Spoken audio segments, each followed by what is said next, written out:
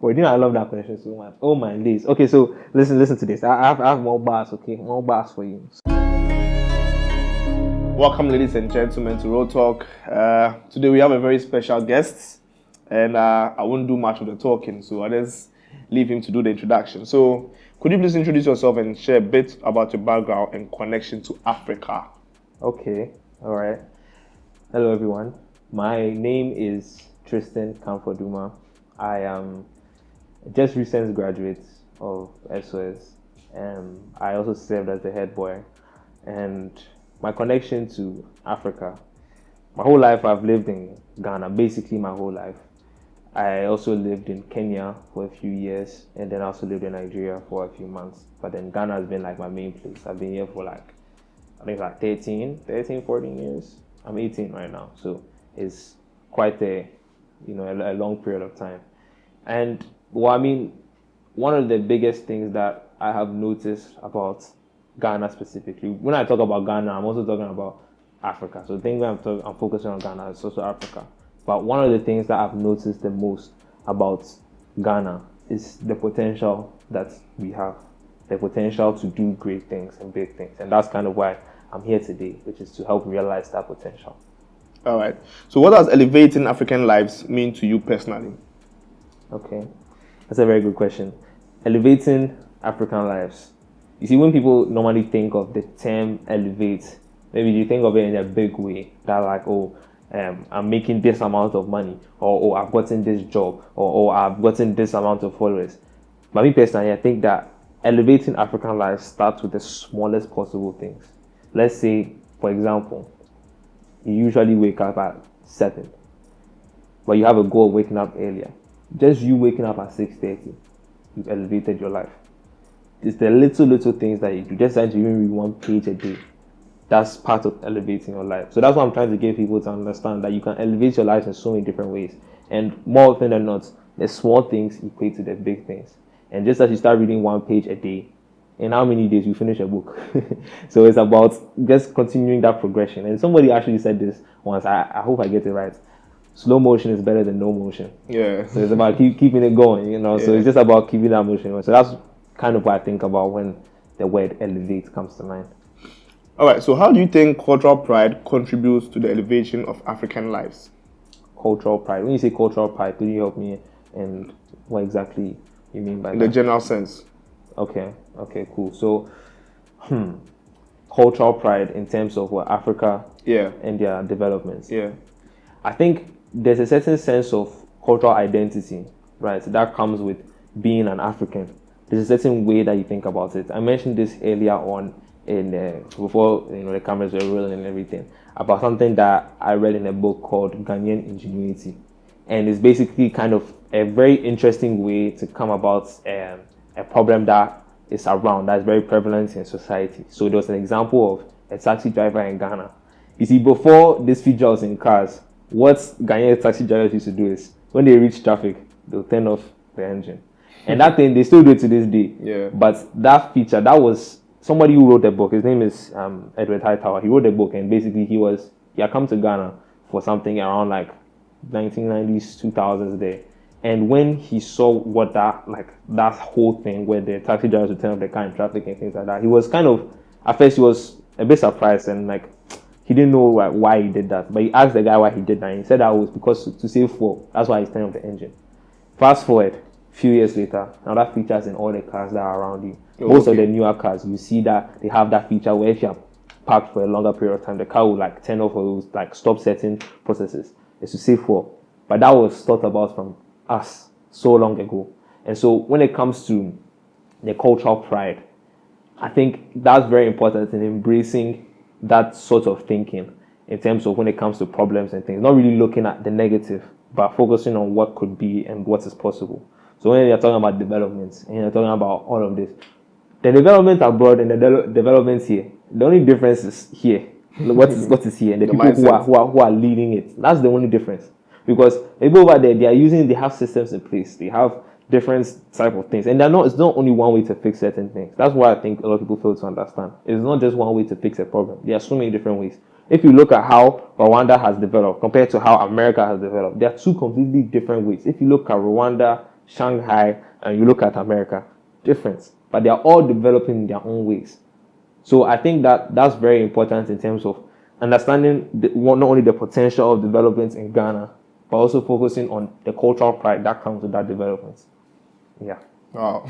So I want to understand. So what are some of the aspects of African culture that you believe need more global recognition? One is I don't know if I would call it hospitality, but I would call it like I think it's more of in Ghana. What I've realized is that people are very warm and they're welcoming. Yes. Okay. And that's something that can take you so far. There's even a lot in the Bible, treat people how you want to be treated, that type of thing. Do unto others as you want others to do unto you. That alone, that principle alone of treating people in a respectful way, I feel like that's something that really needs to be pushed out there. That's something that really needs to be just put everywhere. Because if that's how you run businesses, if that's how you run countries, treating people how you want to be treated, that's like, once you follow that principle, and Ghanaians are generally very, very nice people. Yeah, but you see, that's not to cut you short. That doesn't reflect in some of our businesses. Okay. Like customer care. Because if you go to some banks, if you go to some, organizations, yes, you realize that. Look, okay, yes, that's true. But you also have to look at the certain factors that are impacting that. Okay. Because somebody who may be quote unquote rude, right? That may not be because they are a bad person or they don't like you. It may be because they are facing serious pressure from the higher ups. It is because something has happened to them. They are reflecting that in their job. So it's like certain situations. That's why I don't really like to call people who are rude.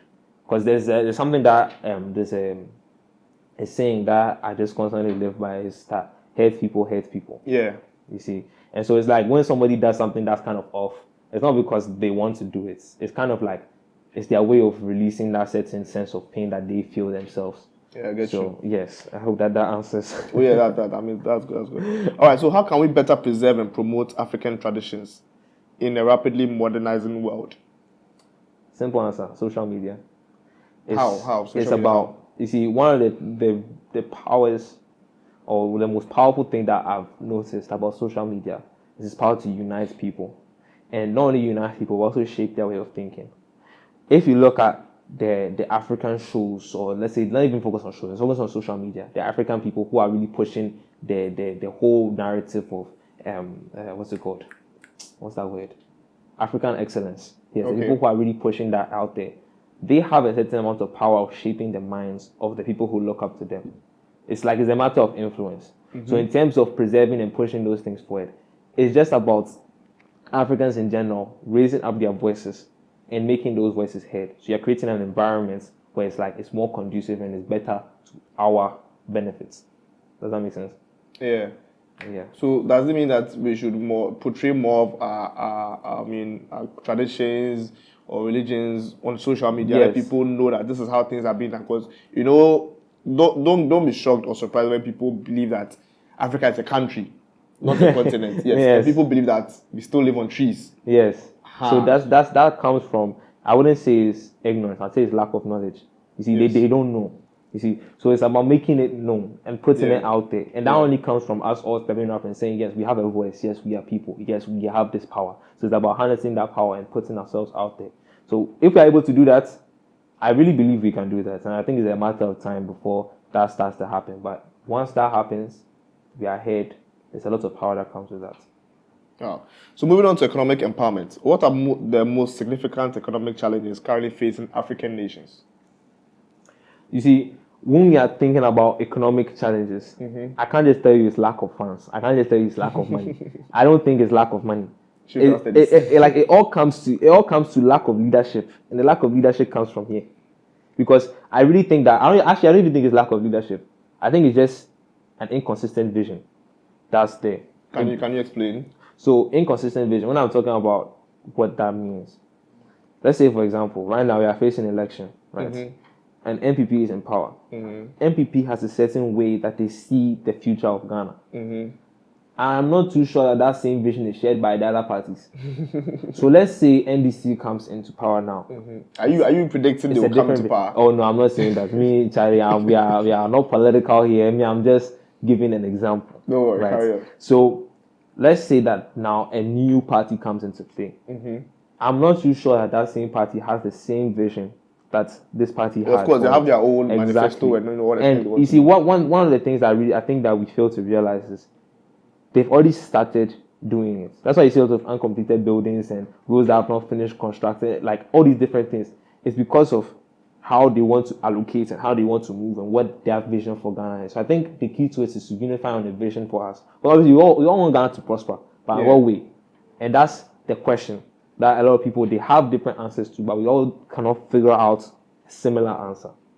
Does that make sense? Yeah. So why then don't we have a proper maybe 5-year plan, 10-year plan, 20-year plan, regardless of whoever is in power? When they come, this is the plan they're going to do, and make sure they stick to it without, diverting or doing their own thing. Like, is it possible for us to do that? I think it is possible, but it depends again on the people who are at the top, because those are the people at the end of the day who make the decisions. That's why I think it's also powerful. It's also important that not only they are making the decision, yes, but they are also influenced by what they see around them. Yeah. So that's why I think that we have a certain responsibility as creators and as the youth to raise our voice and to make it more known, so that what they can see now is see what we see and kind of push that image for it, push that vision for it, and it can kind of take us and keep us into account. That's actually something that I learned from a podcast that I did. It was like, I think it was a year ago around that time. Basically, what happened was that I was interviewing this lady, and she was basically saying that the key to solving most of the world's problems is having a variety of perspectives. Mm-hmm. Once you are able to consider all the other people who are involved in the equation, you make a problem that benefits all of them. So if I'm solving the problem for, let's say, so let me give this example, okay? If I want to solve a problem, for example, like housing, right? I want to solve a problem of housing in certain regions, and I only focus on, let's say, the more affluent people. If I'm doing that certain solution, it will only benefit them. And the people who cannot afford that certain housing, they will not be considered into the picture. So the one that happens to the lower class and middle class, they suffer. So that's why I'm saying that it's important to consider all these different perspectives. And that's just a simple thing. I'm focusing on a larger scale. Yeah, I'm not only talking about the older people in Ghana, but focusing also on the younger people as well, because they are also the future. They are the people who are going to be here 50 years from now. And so it's a matter of focusing on them as well. And not only them, like the youth, different subsets of the youth, because you have different tiers. You have people who are 25, 30, you have people who are 20, 25, you have people who are even younger. Even those people, their vision and what their thoughts, it's not nothing. And I think that's one of the mistakes that we do, is we disregard it because they are young and because, they don't know. But it will shock you that some of them, their ideas to, even though you may think it's impossible, once you put a little bit of creativity to it, you see that that's actually a very good idea. Yeah, and it works. Mm-hmm. All right, so in your opinion, what are the key sectors that could drive economic growth and prosperity in Africa? I think before we even look at the economic and economic and what? So the question again is, in your own opinion, what are the key sectors that could drive economic growth and prosperity in Africa? Economic growth and prosperity. So I think with economic growth, right, one of the things that is very important, before you even talk about economic growth, my vision is to focus on the person. Because I believe that the person then leads to the economic growth, then leads to the prosperity. Once you're able to better the man, we better the results. And so I think that we have to focus more on making better people. When I say making better people, I don't mean the people now are bad. I mean making better people in the sense of opening up the perspective, opening up their mind to different ideas, different possibilities, trying to create a more, what's the word? I think it's like open mind. Okay. Trying to create that certain sense and instilling in them a sense of responsibility of your actions have consequences. And once you act in that sense, then, man, that's it. I do believe that a lot of people, they are not only acting in their self-interest. I think that people in general, they are always acting based on what they think is right to them. And that's something that once you realize is actually something that can go very far, in the sense of that people are thinking of themselves in the sense of like, I'm thinking of something that's right. I'm thinking of something that is right, something that is right, something that is right. But what is right to them may not be right to other people. Yeah. And so what happens is that you have kind of like a clash of, I think something is right, I think something is right. So I think back to the question. I think I've even lost myself. What was the question again? The question is like, what key sectors would you? Yes, what key sectors? Yes, so it's about improving the man. So it's not even focusing on the economic sectors that can lead to their prosperity. You focus on bettering the man himself. So after focusing on the man, what's next? Then everything else leads, because you see, look, right now, once you're able to fix that frame of reference and you're able to fix that certain fix the man, as I keep saying, once you're able to fix the man, the problems that now they see, because everybody sees problems in different ways, and based on your training and based on what it is that you know, if you have changed your frame of reference, the solutions to that will be different. Okay. So when I'm saying fix the man, and once the man is fixed, then you start to see certain problems that are here that are coming up. Those are also fixed as well. So it's no more fix the nation, you fix the man, and the man is able to focus on the man. Focus on those things. Once you focus on the individual, you focus on making better individuals, people who are more conscious of the environment around them, more conscious of what it is that happens when they make certain decisions. They're not only focusing on their fame and their glory and their respect and all these different accolades, but focusing on the real progress and what can really do and have an impact in our generation, a positive impact in our generation. Wow, that's crazy. All right, so how can the people in the diaspora contribute to the economic empowerment of the African continent? This is actually one of the biggest misconceptions that I've faced, that I've heard. Why? When people talk about making an impact, they always try and attach money to the impact. I really don't think that you need money to make an impact wherever you are. You have a voice. And even if you necessarily don't have a voice, you're still able to express yourself. You're still able to express yourself in a way that you can be heard. And I think that that's one of the biggest gifts that God has given us. God has given us the ability to speak life. You see, inside the Bible, life and death lies in the power of the tongue. Yeah. We have the power to speak life. We have the power to generate life, manifest life. So why don't we manifest life? Why don't we put ourselves in the position where we can speak life and change our surroundings? So I think that by anything, once you're able to understand that power comes from us, you don't need any money to come and start it. Sure, money helps. That one, no one can argue that money helps. But just because you don't have money doesn't mean that you can't make an impact. And that's one thing that we have to understand. We really do have to understand it. So those in the diaspora who don't have money, how then can they, contribute to the growth, the economic growth? How would they do it? You see, this is something that I even learned last week Sunday about God's. When I say God's plan, I'm not talking about God's plan. I'm more talking about why God made us. If you open Genesis, this is something I just learned it just yesterday. It's fresh in my mind. So, in Genesis 1:26, basically, God created us and He told us, or He gave us instruction, and He created us for the purpose of having dominion over everything that's around us. Basically, He has given us the ability to lead and to influence our environment, which means that every single human being on this earth, they have influence. Yeah. And it's about harnessing that influence. So even if you don't have necessarily the economic means to create and to have an impact, you still have what we call influence. And once you're able to harness that influence and you're able to continue to grow that influence in a positive way, you lead more people to you. And once you have that influence, you're able to make a serious impact, make serious change. If you look at all the leaders today, you look at all the people who are doing, even look in the past, look at somebody like Martin Luther King. Yeah. He had influence. It was influence that was there that brought people to walk on someone, walk and come for his speeches, many, many things. Even to the point that even when he died, his influence is still felt to this day. It's influence. And that comes from focusing on what you can do specifically, not on what other people can do. It's what you can do. And you can do a lot once you believe that you can do a lot. And there's actually a quote, it's from Nietzsche. It's from who? Nietzsche. Friedrich Nietzsche. I think he's a philosopher. Okay. He said that, for it is not because things are difficult that we do not do. It's because we do not do that things are difficult. Wow. And that comes from, again, as I'm saying, it's the person. You have to understand that you have the power, you have the responsibility, you have the ability to do things. Irregardless of where you stand in life, you can still make an impact. Whether small, whether big. And one thing too that a lot of people don't understand is that you see that thing they call butterfly effect. Mm-hmm. That one small thing can just create so many different. You never know. The person that you've impacted, just that one person alone, that person is a game changer, a world mover.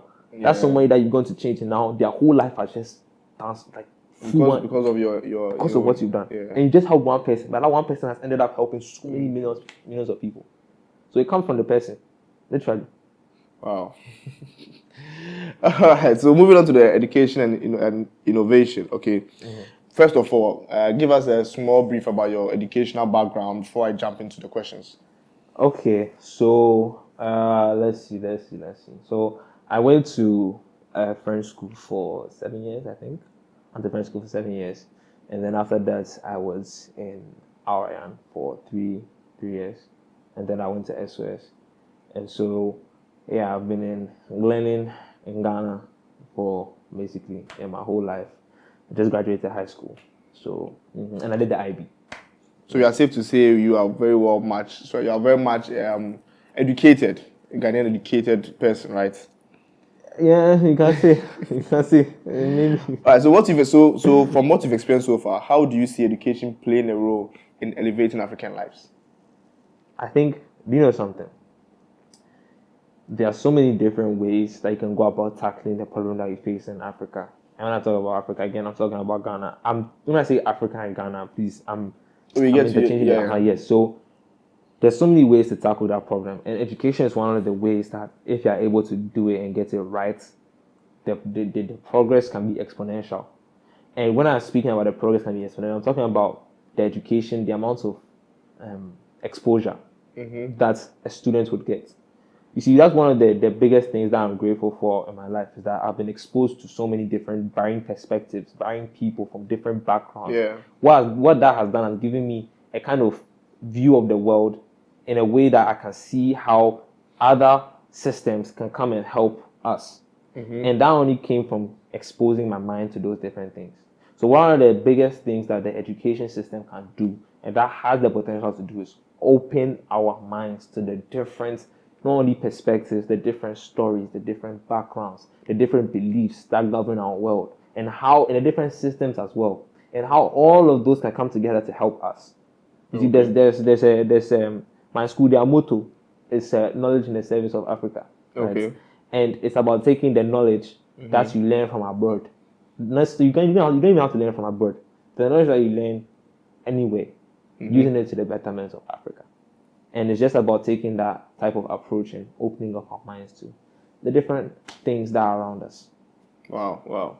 So currently, do you think there are any innovative programs or initiatives in Africa that you find particularly inspiring? I have to give a disclaimer. I'm not too learned in terms of the different initiatives that are happening in Africa. With that question, honestly speaking, I don't know about any. I have to open my mind and see that.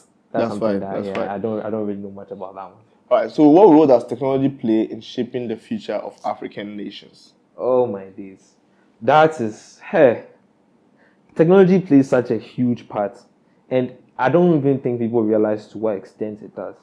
Because do you know something? What's it called? The Industrial Revolution that happened in America that led to their development. Industrial Revolution. We have what we call a technological revolution. And me, I ain't no mathematician or anything like that. But industrial and technology is a lot faster, way more efficient than industrial. And we have the added advantage of artificial intelligence. That's also here. Do you know that there's a 3D printer that can print houses? Yeah, I think I saw it. You've seen it, that they can print houses. Yeah. Do you know what that can mean for Africa? Yeah, a whole lot. I mean, prefabricated houses, making sure people have homes. Exactly. That literally, and it's AI, it's technology. And you see, there's actually some quotes, because when people hear AI, they hear technology. Some people they get scared. And some people, they just don't want to hear about it because this is like it's not part of my this thing. Like, why it's not good anything for me or this thing. You know, that's actually an effect. I'm going off. I'll come back. Right? Don't worry. Feel free. There's an effect that's called the ostrich effect. Okay. And basically, that's the thing where people are, instead of facing the bad news head on, they try and avoid it and be like, it's not existent. So they're like kind of an ostrich when they're facing harm. They put their head in the sand. Exactly. That's kind of what happens there. And so we are talking about this, the problem of AI and the problem of technology. It's not a problem, it's a tool. And you see, there's something that this guy said. His name is Tom Bido. He has a podcast called Impact Theory. Very good podcast. He was talking about AI, and he said that you may not be passed by AI. You will not be passed by AI. But you definitely will be passed by somebody who knows how to use AI. Wait, hold on. I want to get you what you're saying right. You're saying that the AI cannot surpass the human being. You may not necessarily be passed by AI, no. Yes, but the person who knows how to use the AI tool will surpass you. Yes. Okay. It comes from knowing how to use the tool and understanding how it operates. Wow. Before I got into YouTube and doing a podcast and things, I was thinking of doing a artificial intelligence agency in Ghana, where it'd be like, is there one? Is there one? I'm sure that if there isn't, I'll put you guys on. If there isn't one, then you see. That's a brilliant idea, by the way. But it's about, thank you. I wanted to use AI to optimize brands. When I talk about optimized brands and companies, I'm talking about not only about customer service, so about putting AI chatbots on their websites, implementing them.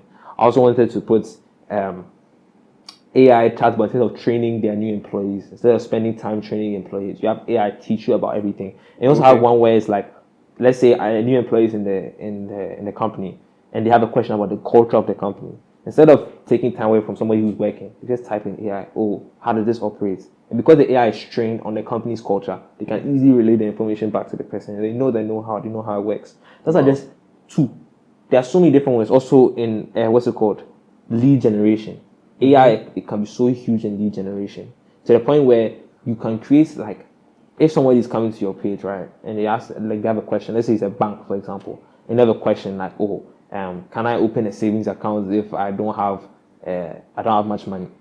They'll say, okay, yeah, sure. What's your name? What's your email address? Let's see if we can help you out. Just that alone, the name and email address, they've gotten a lead. That's one lead.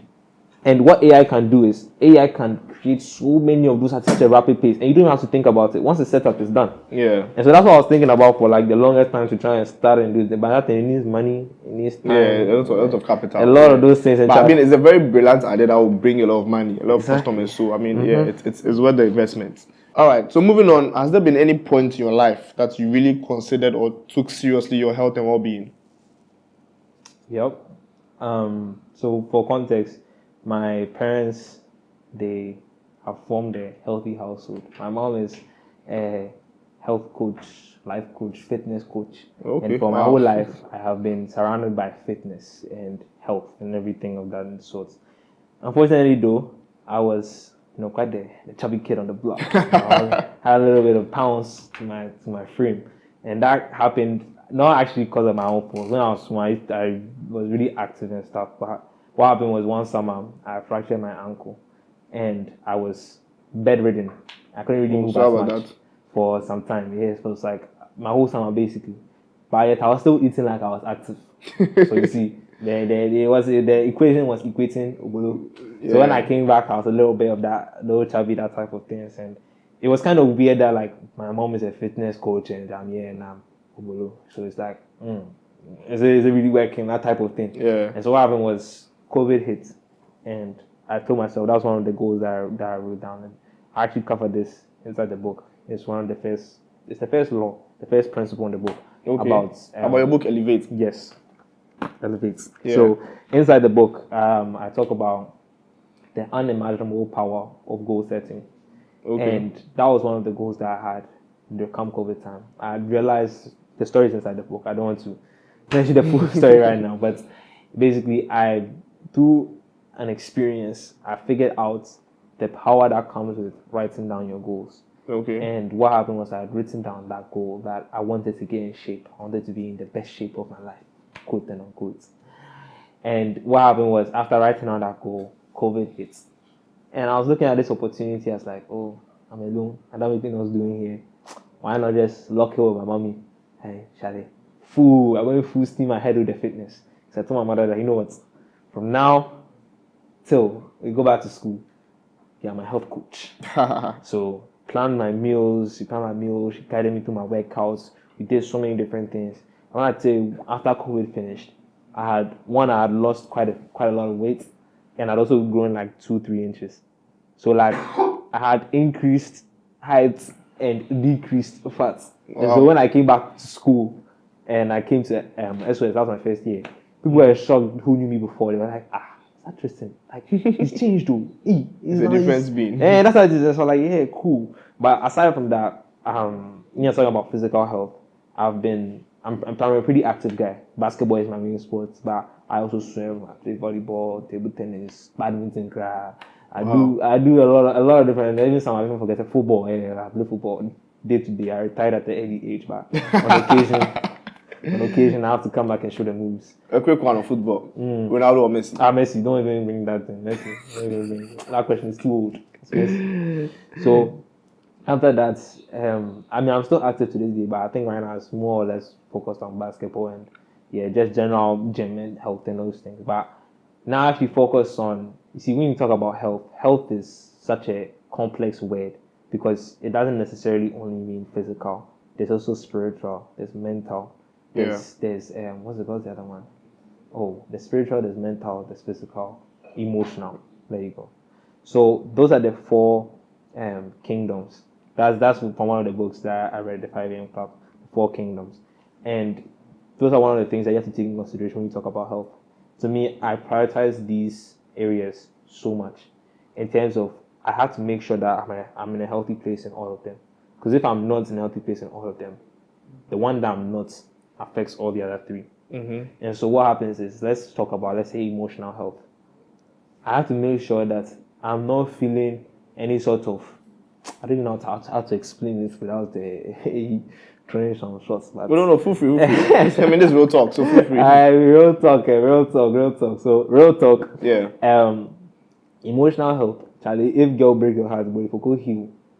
And also boy too. Girl, if boy break your heart, if you go heal. Heal before you go back and then you go and start dating. Because, Charlie, there's one thing that's worse than a toxic relationship is going into a relationship when you yourself are not ready. And so baggages. Exactly.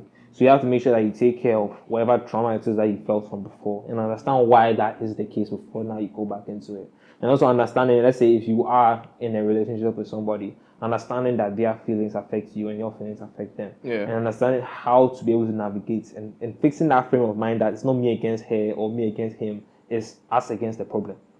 And so once that switch happens, then you're able to kind of grow and heal and all these things. And also, when it comes to relationship and emotional health, understanding the power of sorry and the sincerity that should come with saying sorry. Most people, when they are hurt, or most people when they have hurt someone, sorry is not necessarily the first thing that comes to mind. They try and gaslight the other person that, oh, it's not me, it's not because of me, it's because of you. You did this and you did this. But sorry can change so much, and it's a sincere story that changes so much. So that's emotional. Yeah. Physical, we already spoke about physical, so it's important to stay healthy. But you gotta sleep, you gotta eat well. Yeah. You have to just keep your body in good shape. You understand? Do something that's important. Now I'm talking about spiritual health. Spiritual health transcends all of them. Because spiritual health is the solution to a lot of the problems that we face today. Once you're able to build that relationship with God, once you're able to build that certain sense of companionship with God, you see so many different things start to happen in your life that you wouldn't even know about. Because you see, there's one thing that I've learned over my how many years of existence on this earth, is that God's plan will always prevail. Yeah. And the only way for you to enjoy the life that you've been given is to find the answers to what that plan is. And it's about seeking that sense of understanding. I talk about this again in the book when I'm talking about knowing your purpose and understanding your vision. And in life right now, we always ask that question, what am I on earth to do? What is my purpose? What have I been built for? And you see, whenever we look at that answer, we always look outward at what I've done or what I can do. But the key to this is not only to look inward, but to look inward into the kingdom of God. And so it's about understanding that there's a scripture in the Bible, Matthew 6:33. Seek ye first the kingdom of God and his righteousness, and all other things shall be added unto you. Yeah. You're seeking the kingdom of God first. Now, what does the kingdom of God mean? When you are in the kingdom of God, it's about seeking the way, seeking where it is that he's taking you, and building that kind of relationship that is God before everything else. Once that comes to mind, it's very easy to say, oh yes, you have to do it. But when it's time to practice it, if you are able to practice it and put that into into work or into action, you start to understand that, okay, you know what, God is going to give you clues. He's going to point you in the right direction. He's going to make sure that you're on the same path, you're on the right path. He's going to make sure that you know what's going to happen. I'm going to put something in your way not necessarily to stop you, not necessarily to hinder you, but to build you up and to make you stronger. God intends pain to be power. That's like plain and simple. God intends for your pain to be your power. And the only way for it to become your power is if you understand that everything that God puts in your life is not to break you, but it's to make you. It's not to break you, but it's to build you into something that's stronger and better. So the situations that come up in your life, there's something that I heard a while ago and it stuck with me since, is that God will never bring something in your life that you can't handle. Yeah, that's true. And so most of the situations that come up in your life, you can handle it. Yeah. And the only thing that's limiting you is what? Here. Your mind. The belief. You don't believe, you don't have faith. It's about having that faith and knowing that irregardless of whatever happens in my life, bro, I know that I can handle this because I know God is with me and I know that the plan that He has for my life is going to prevail. And so once you're able to build a relationship, by the way, if you don't have a relationship with God, it's one of the easiest things in the world that you can do to begin. Beginning, sometimes it can be hard, but beginning is so easy as just saying, Lord Jesus, accept me. I've been lost, and now I'm found. Help me, guide me. Help me to be a better me. Come into my life and show me you exist. That's all. And from that point on, you have to believe. From that point on, you have to have faith. Have this inside. I don't want to misquote, but it's something about having faith, as little as a mustard seed. Yeah. You see, what do you know about mustard seed? They're very small. Yeah, very tiny. But that faith can move mountains. That faith can do so much. There's I think it's Hebrews 11:1. I hope that is the best. If I don't know, I'm sorry, but it's talking about faith. Faith is the substance of things hoped for and the evidence of things not seen. That's what faith is. It's about understanding your belief and knowing that God, at the end of the day, He has my back. It's so comforting to have. Like you, for those who don't know, let me tell you, having God as your backbone. Oh my days! There's been so many situations where I've just been like on the verge of like, bro, I don't know what's going on. The stress that's in my mind, I don't know anything, and all that comes to my mind is, God, Jesus, playing just a little bit of gospel. You'll be there and you'll be singing Jesus, yeah. But you just see the atmosphere will start to change. But music is powerful. Oh yeah, I know. So that's just like I'm just going off right now, but that's some of the things that I do to kind of build. Before open church. Oh, Charlie, amen. These are some of the things that once you are able to do and open your mind up to it, you are speaking their life. As I said before in the beginning, that life and death lies in the power of the tongue. And so it's just like that spiritual health. Hey, I can go on and on and on and on and on about what that spiritual health can mean in terms of your ability to succeed in the life that you've been given. Because Charlie, you've been given a purpose, and God has also allotted a certain period of time that He knows that we can use to accomplish that purpose. And so you have been given a time, but you don't know how much time you've been given. Yeah. And so it's up to you to now come and discover that purpose and discover like, hey Charlie, you know what? I've been put here for a specific reason. Bro, I gotta figure that out before the time is up. Because Charlie, if your time is up and you haven't done what you gotta do, yawa. That's all I can say. And so that's talking about what I've done emotional, I've done spiritual, I've done physical, now mental. There's a reason why I put mental health as last. Because you see, especially in the African society, mental health is stigmatized. Yeah. When you hear the word mental health, most of the time people think of some disease, be like some serious depression or some serious level of craziness. Like you think that you need to be in a straight jacket and all these type of things. But no, mental health is so small. It can be so little, but it can affect you so much. How are you feeling? Anxiety, depression, understanding like these thoughts, how these thoughts can creep into your mind. Because you may think that, oh, I'm immune to, what's it called, mental health or anything like that. Like, I'm immune to these problems that people talk about in mental health. Hey, it's better to be safe than to be sorry. And to other. It's better that you know what to do, you know how to handle it, then it come up to you. And then, Charlie, you don't know. And then it just starts going down. I talk about this in one of the videos of my story with anxiety, dealing with anxiety. Okay. As being the head prefect last year, one of the biggest, I wouldn't say challenges, I'd say like, not really, okay, it's kind of a challenge, but one of the biggest things that kind of took a lot of my mental capacity is dealing with the amount of attention that I got on a daily basis. When I'm talking about attention, I'm talking about the eyes that just always looking at you. Mm-hmm. There's something that comes from being in that position that's like you've been put in that pressure zone, that what you do affects so many people. And at first it's so nice knowing that you are that guy, like the responsibility is there. But as you continue to go throughout the journey, you realize that leadership is not easy. Especially if you are leading a whole school. It's not easy. Because people, adults now, they expect more of you. Your juniors expect more of you. Your classmates expect more of you. Your parents, they expect more of you. Yeah. And that expectation alone, if you're not able to deal with that expectation, it becomes so daunting. It becomes so like trapping. Like it's like you are trapped in a box.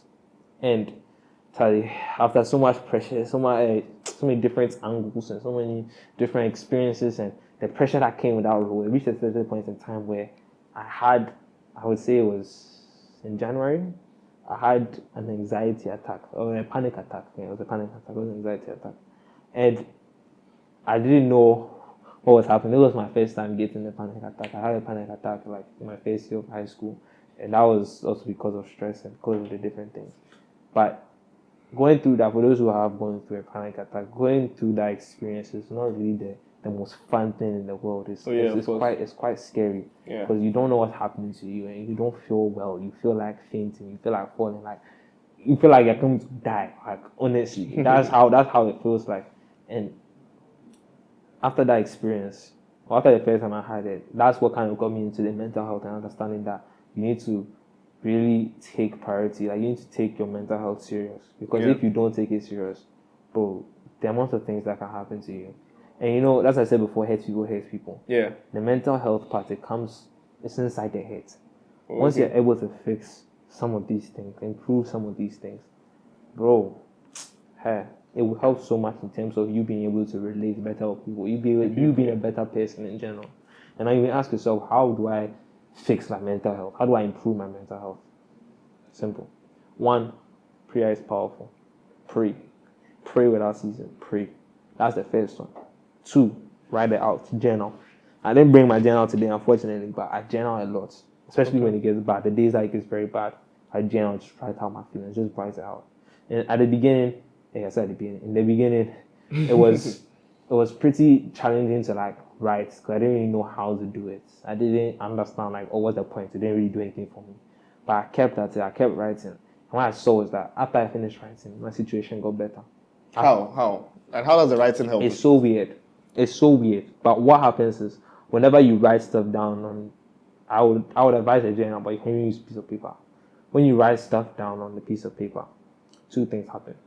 1 is like it kind of forces your mind to organize your thoughts, so it's not just scattered all over the place. When you're writing stuff down, you have to kind of articulate it in a way that it makes sense.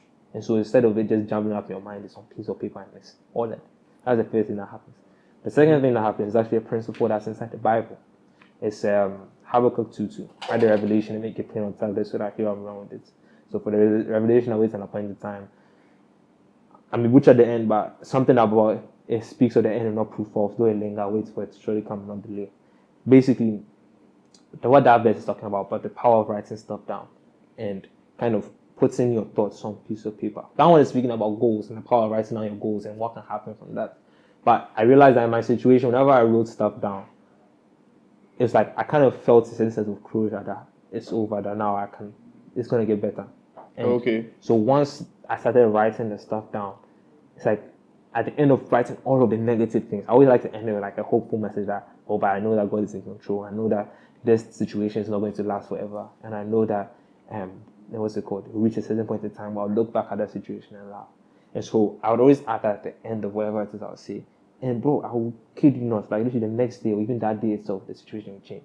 Wow. It's so powerful. And people don't realize it's weird. People don't realize the power of journaling. Like once you journal, like bro, you see like you feel yourself of so many burdens and so many things. And also finding people to talk to and relate to. And it's very difficult to trust people in this world because Charlie hates people, as I said before. But once you find the people, the person that you can talk to, cherish that person because yes, they are going to help you a lot. And also understanding, I forgot this one too, with your mental health. Understanding that you need breaks. Okay. And understanding that you need to take a pause. It's not always like you have to go 100. Like, you do that, you're going to crash. When you say break, do you mean like someone is working, person's on leave, or like what kind of break? So this is what I did. So in my situation, as being the head boy, one thing that I was known for was that you see me throughout the whole week. But Saturday, you must see me. Saturday, I'm sleeping in my room the whole day. Like, I literally don't leave my room. From Friday night to Sunday morning, I'm in my room. The food and things is to have to find its way to me. If not, I will not eat. I need to just like release. And the place to my hostel where I was at, it was very quiet. And so when I'm there, like, nobody really disturbs me. So I don't have time to like decompress and like take a breather and just go back into it the next week. So just taking that little pause. And sometimes we even spoke about this in the podcast with Stay Right Plan. And sometimes you may not be able to take that day of break, like you need to take that break. But you can find little pockets throughout the day to just like go somewhere or like walk outside or just like take a walk or even just look out at the trees. That's something that I do sometimes. I can just be outside, just be looking at the sky, like just breathing. Like, honestly, just like, okay, relax. Okay, I can go back. Just die alone. Like, you should just practice it. Just take a very deep breath and exhale. You see that you feel a little better. Yeah. And imagine you're doing that, you're just sitting down, you just look up and just relax. Practice mindfulness. That helps a lot. Refresh, charge your batteries. Look at all the successful people in the world. They all have a routine in terms of rejuvenation. Yeah. They all have it. Bro, why do you think the masseurs and those people are getting money like that? Where do you think it's from? It's for those people. They know that actually a good body, the athletes themselves, they know that the key to succeeding and the key to performing is keeping your body well. It's rejuvenating whenever you feel tired, whenever you feel weak. Don't push yourself to the limits where you're not breaking. Sometimes there's a season for that. Yeah. There's a season for that, but not all the time. It's not sustainable. So yeah. Wow, that's my 2 cents. That's a lot more than $2 cents. Like $100 on that. All right, so moving on to youth and leadership. How can we empower this younger generation like us, you and I, to take on leadership roles in Africa? Let me tell you, the most valuable piece of advice I got around leadership is lead by example. Be the change you want to see. And so when you say how can we, when you're saying we, are you talking about creators or are you talking about, let's say, the older generation?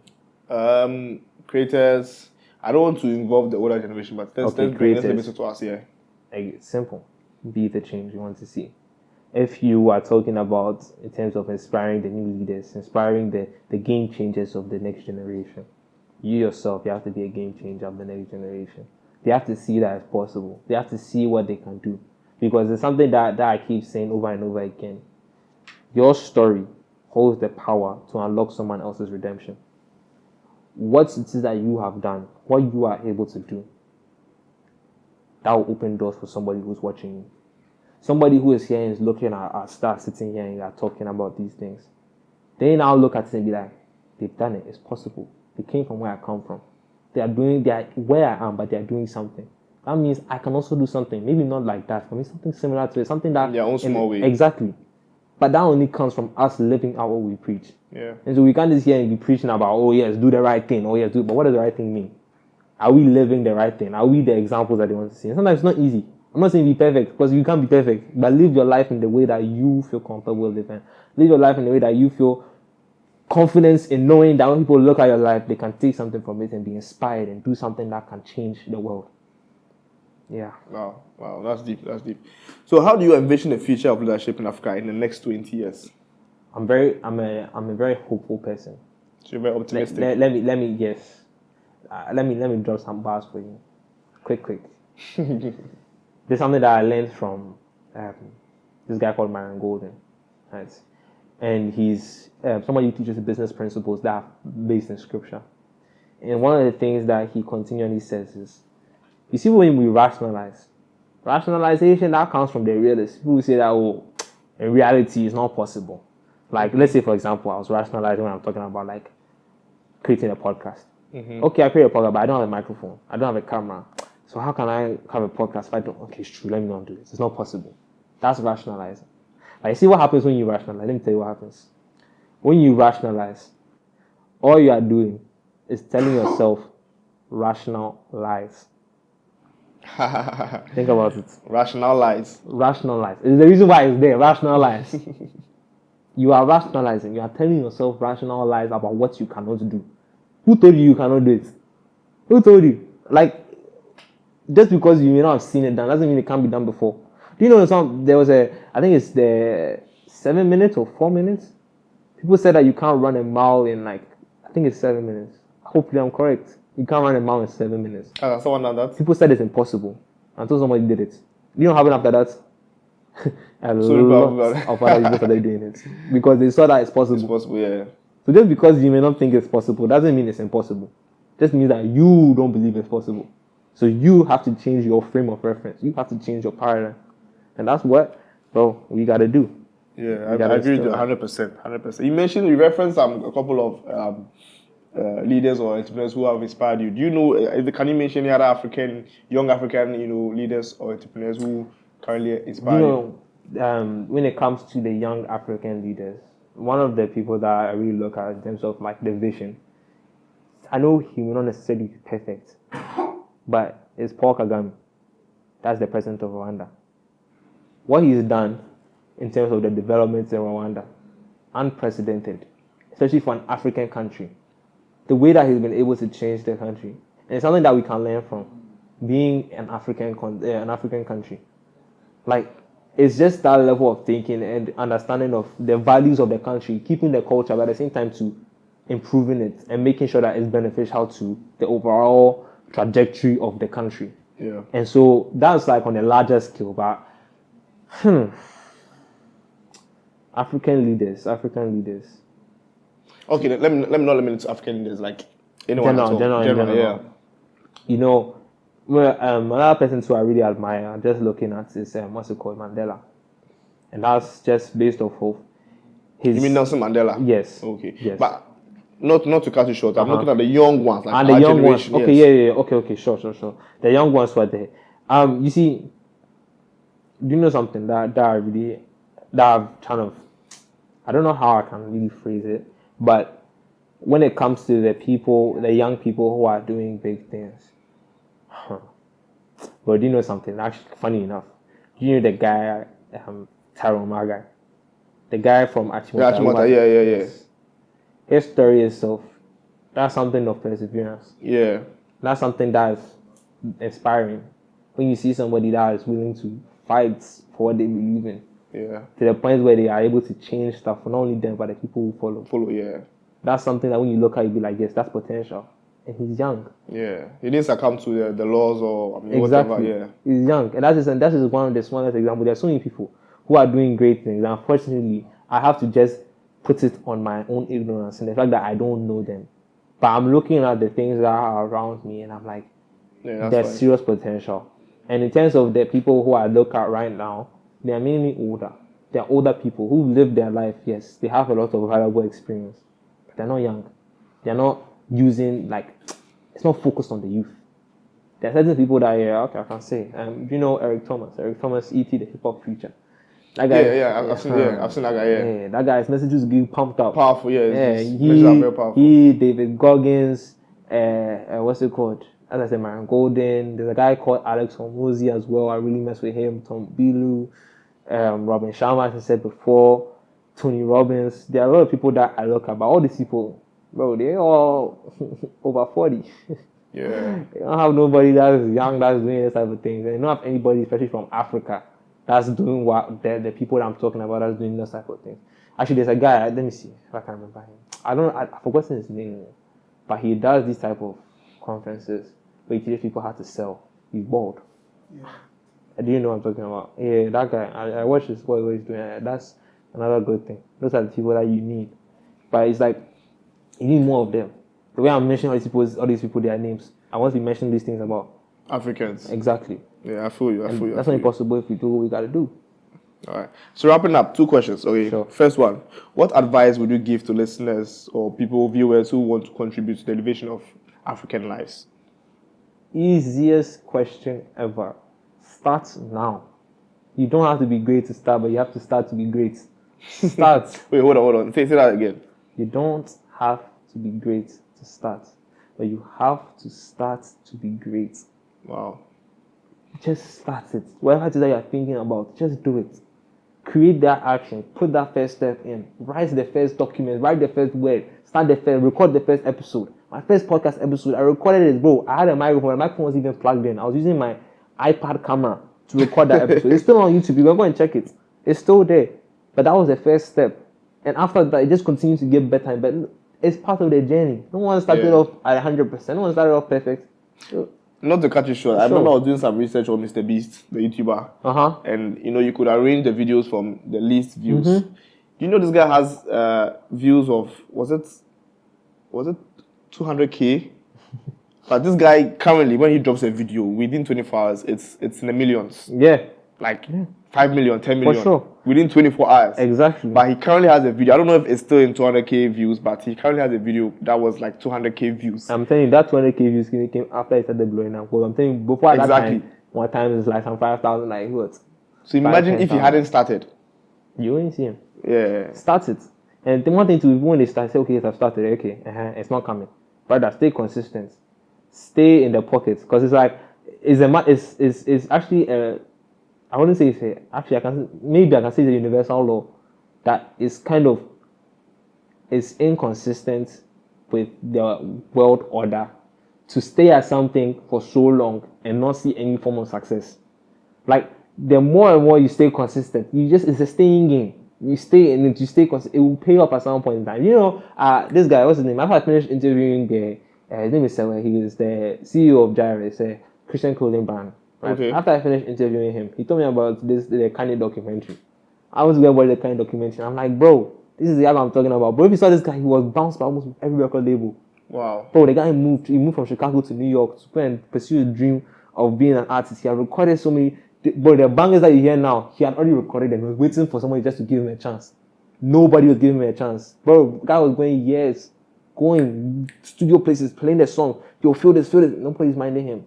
Then finally, somebody minded him. And look at him now. I mean, not look at him now like, then like, he's going through his things, but look at what he's been able to accomplish. Yeah, I mean, it's better than before. Exactly. And that just came from him staying consistent. One is starting and two is staying consistent. And above all else is adding what I call the God factor. Yeah. Once you add the God factor, hey Charlie, expedite your journey to success. Simple as that. Mm-hmm. Are there any resources, books that you recommend for those interested in, empowering themselves in the African continent? Well, you already know that I'm going to come and talk about my book, you know what I'm saying? See, there's a reason why, first of all, if you see this book is a little thin. There's a reason why I wanted to make it this thin. It's to attract the people who don't necessarily read. This book is such an easy read, but you can read this book in a weekend. Though I don't advise you to read it in a weekend. I want you to really look at it, read it, study it, and like the principles inside. But I really think that this is kind of me digesting all of the knowledge that I've learned over the years from reading all these books. I've read like over 50 self-help books, all these type of different things. And I realized I try to translate it and digest it down to the people of our age and try to understand that I have to translate this in a way that is interesting to the youth. And so that's why I decided to put this book out. And you can get this book if you are in America or anywhere else apart from Ghana. It's on Amazon. You just search Elevate and you put Tristan there. If you just search Elevate, you get medicine. So you have to put Elevate and Tristan. Okay. If you are in Ghana, there's so many ways you can get it. You can search booknook.store. That's BOOKNOOK.store. And then you search Elevate and then Tristan as well. And then the book will come up. If you also want to buy it physically, you can go to Medimart and Spintex. It's available there as well at the bookstore there. It's also available at the Action Chapel bookstore. So if you also go there, the main one at Spintex, you go there, you look for this book, it's also there. If you get the book, take a picture and send it to me on my Instagram, bro, so I can repost you and I can, push the thing out. Because we're on a mission, on a journey. The vision is to empower more lives. So if you pick up the book, you're helping to further that mission. You're a part of the mission. You're a part of the journey. So if you're aligned with all these things, man, help me, bro. Help me, help Ghana, help Africa. So yes, it's the whole journey. And then also, I wouldn't only recommend this book. I also recommend you looking at the 5 a.m. Club. That's a very, very good book. I've read that book and perfecto. And what's it called? What's the other book too I want you to also read? There's some other book. It depends, Charlie. It really depends on what you want to learn about. You see, if you want to learn about love and relationships, go and look for If Only He Knew. I'm putting you on game straight up. You want to learn about like for the boys. You want to learn how Charlie, the woman think. Go and look at If Only He Knew. Also go and look at the 5 love languages too. You also learn about that and understand how to communicate your love in the right ways. If you want to learn about money, Tony Robbins. Go and look at Tony. He has a book. I don't. What's the name of the book?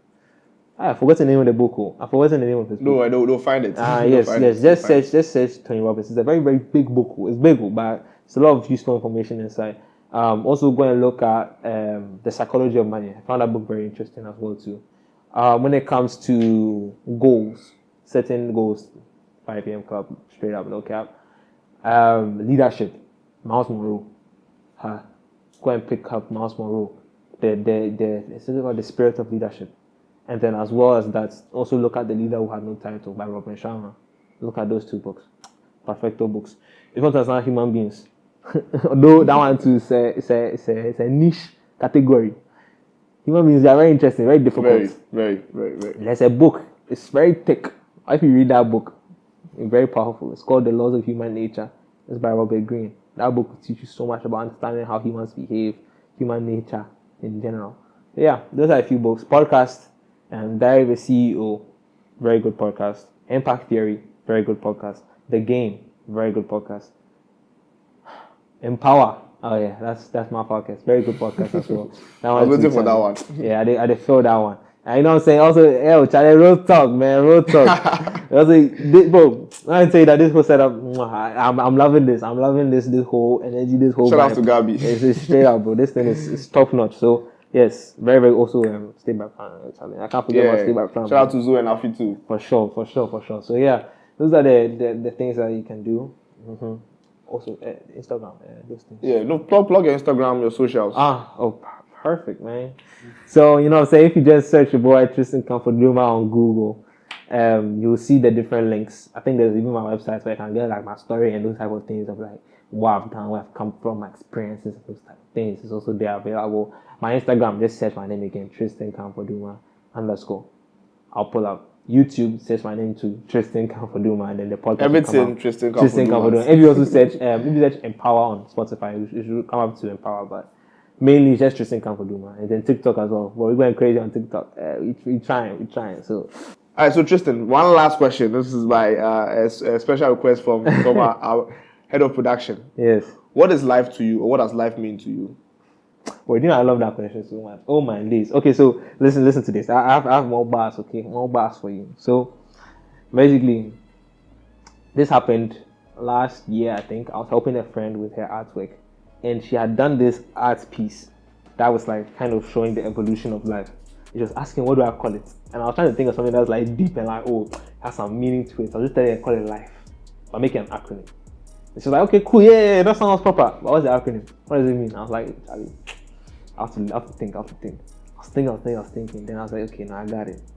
Lessons inferred from existing. Wow. Think about it. Lessons inferred from existing. Now, what does life mean to me? Life is a journey. Life is about moving forward. Sometimes you fall back, but you're falling back for a reason. So you can learn and you can go forward even stronger. And so for me, life is not only about who you are, what you do. It's about who you impact and who you bring to God. But at the end of the day, the final goal is to get to heaven. This earth is just here, but heaven is forever. And so it's making sure that at the end of the day, we are saved and we go to heaven. That's what life means to me. It's about making sure that the people around me and as many people as possible are saved. Simple as that. Charlie, like for start church. Yeah, amen, Charlie. Tristan, thanks so much for coming on the set. It's a pleasure having you, Charlie. Thank you so much. You've really motivated us. You've taught us a lot. You've inspired us, Charlie. God bless you so much. Guys, this is Tristan.